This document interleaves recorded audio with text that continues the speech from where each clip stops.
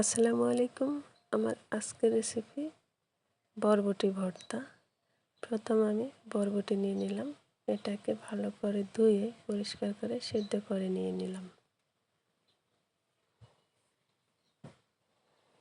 আর নিয়ে নিলাম এখানে শুকনো মরিচ, এটাকে এখন ভেজে নিতে হবে।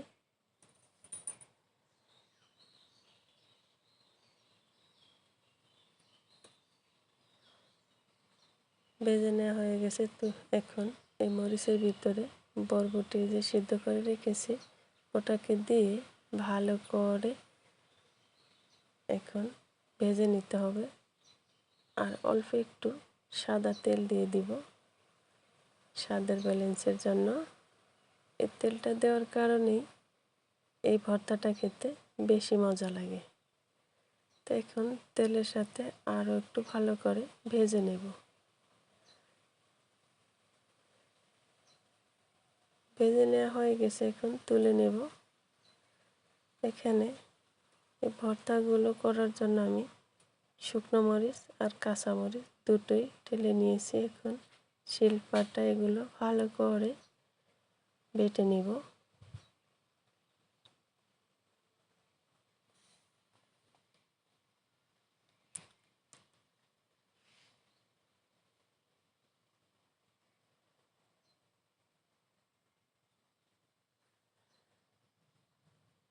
বেটে নেওয়া হয়ে গেছে, এখন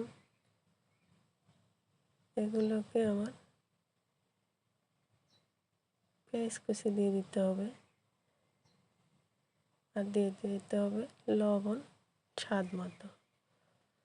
এই পর্যায়ে আপনারা চাইলে ধনে পাতা দিতে পারেন, কিন্তু আমি দেব না, আজকে স্কিপ করছি। তো এখন পেস্টটাকেও ভালো করে বেটে ভর্তার সাথে মিশিয়ে নিতে হবে। তৈরি হয়ে গেল সিম্পলভাবে বরবটি ভর্তা।